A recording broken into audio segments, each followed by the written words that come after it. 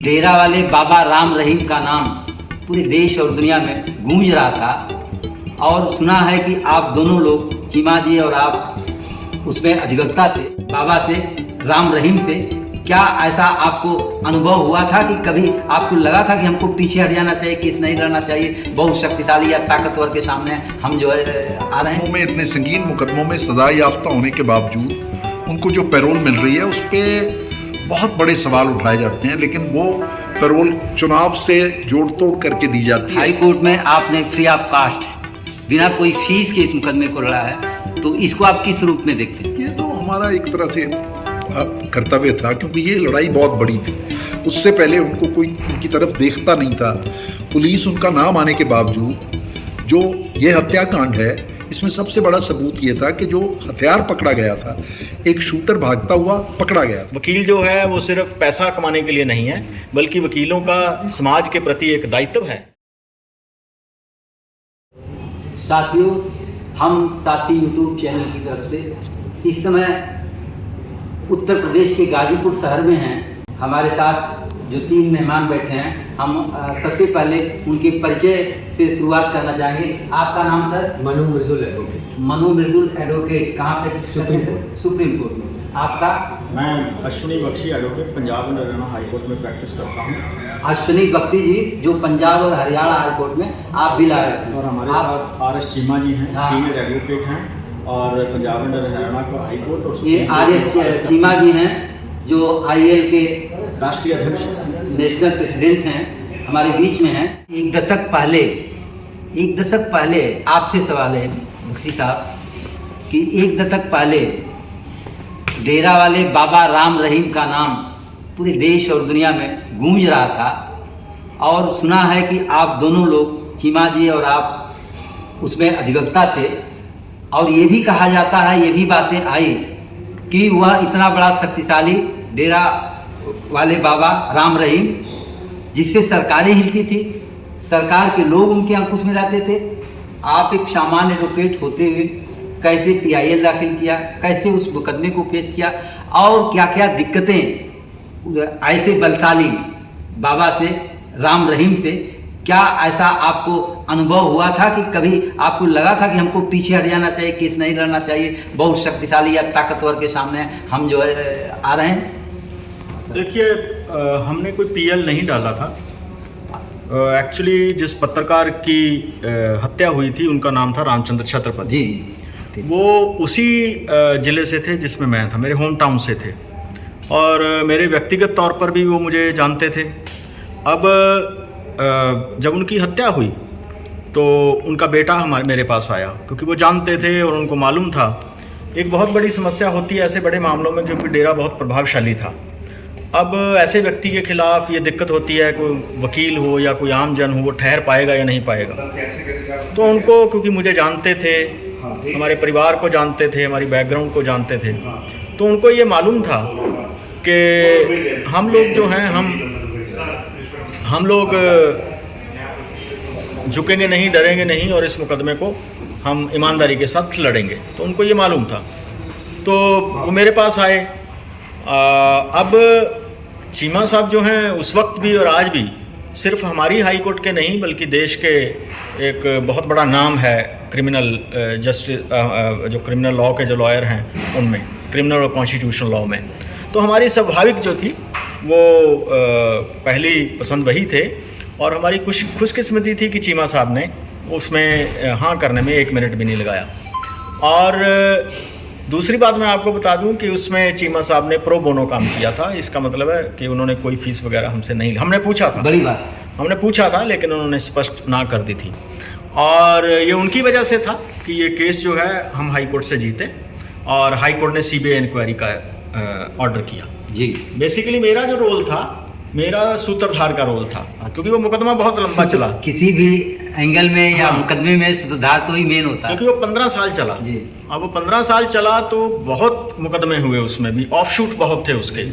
तो high court के अंदर, लोअर कोर्ट के अंदर, सुप्रीम कोर्ट के अंदर, तो मेरा काम था जहाँ मैं कर सकता था वहाँ मैंने किया, और जहाँ हमें सीनियर लॉयर की ज़रूरत होती थी तो उनको हम करके और हम उनको असिस्ट करते थे जी। तो ये 15-16 साल तक चला। अंततः सजा हुई। वो 3 मुकदमे थे।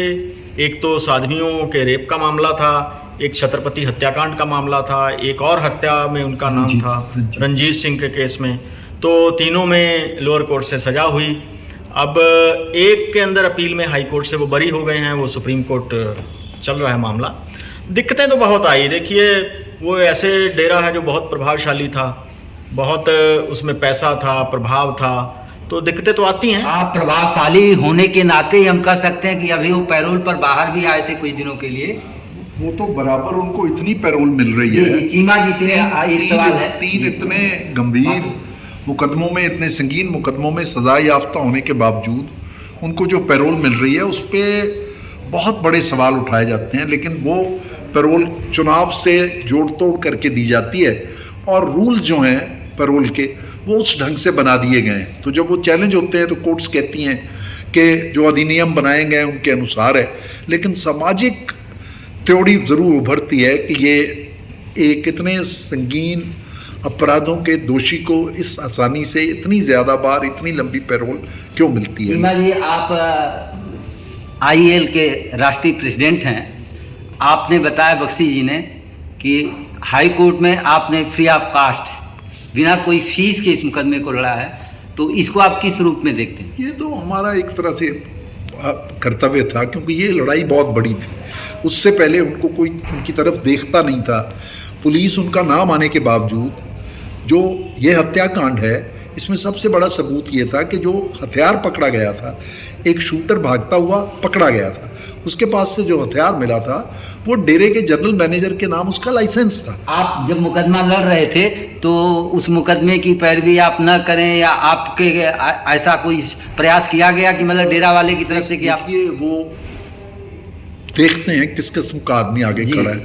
अगर उनको लगता है कि आदमी ऐसा है जो नहीं हिलेगा, तो वो कुछ कहते नहीं है। कोई प्रत्यक्ष रूप से कोई हस्तक्षेप नहीं किया जाता है। तो ये तो देश मानता है, हम भी मानते हैं। अपने साथी यूट्यूब चैनल के दर्शकों को बताना चाहते हैं कि बख्शी जी, चीमा जी जैसे एडवोकेट के बारे में आज न जाने क्या क्या कहा जाता है, लेकिन देश के अंदर ऐसे भी अधिवक्ता हैं, ऐसे भी एडवोकेट हैं जिनकी ईमानदारी और जिनकी कर्तव्य निष्ठा पूरे देश में, जिनकी टेलीविज़न के माध्यम से और भी माध्यमों से जिनके बारे में सुनाया जाता है कि हानेस्टी इनके अंदर जो थी, उस हानेस्टी के आगे डेरा वाले बाबा राम रहीम या उनके लोगों की हिम्मत नहीं पड़ी कि वहाँ तक पहुँच के। बख्शी साहब कुछ कहना चाहते हैं आप? हाँ, मैं इसमें सिर्फ एक बात जोड़ना चाहता हूँ कि हमारा तो दोनों का नाम आया है, लेकिन इसके अलावा भी कुछ व्यक्ति थे, लॉयर थे, जिनकी बहुत महत्वपूर्ण भूमिका इसमें रही है, जिनमें दिवंगत राजेंद्र सच्चर जी, जो कि दिल्ली हाई कोर्ट के चीफ जस्टिस भी रहे हैं। उन्होंने भी जब सुप्रीम कोर्ट में चले गए, वो हमने हाई कोर्ट से जीता, उसके बाद डेरा वाला बाबा वहाँ चले गए सुप्रीम कोर्ट में, तो वहाँ राजेंद्र सच्चर जी थे और मैं असिस्ट कर रहा था उनको। उन्होंने भी बिना किसी फीस के उसको लड़ा। फिर उसके बहुत से, जैसे मैंने कहा, ऑफ शूट थे। तो जितेंद्र शर्मा जो सीनियर एडवोकेट थे सुप्रीम कोर्ट के अंदर, उन्होंने भी उस केस में पेश हुए हमारी तरफ से, उन्होंने भी कोई फीस नहीं ली। इसी तरह से हाई कोर्ट में हमारे सरजीत सिंह जी सीनियर एडवोकेट हैं, जो इंडियन एसोसिएशन ऑफ लॉयर्स के जनरल सेक्रेटरी, राष्ट्रीय महासचिव रहे हैं। उन्होंने भी उसके अंदर अपनी भूमिका निभाई, कोर्ट में पेश हुए कुछ मौक़ों पर। उनकी भी जो है बहुत बड़ा, ये सारे जो लोग थे जो कि समझते हैं कि हमारा समाज के प्रति दायित्व बनता है।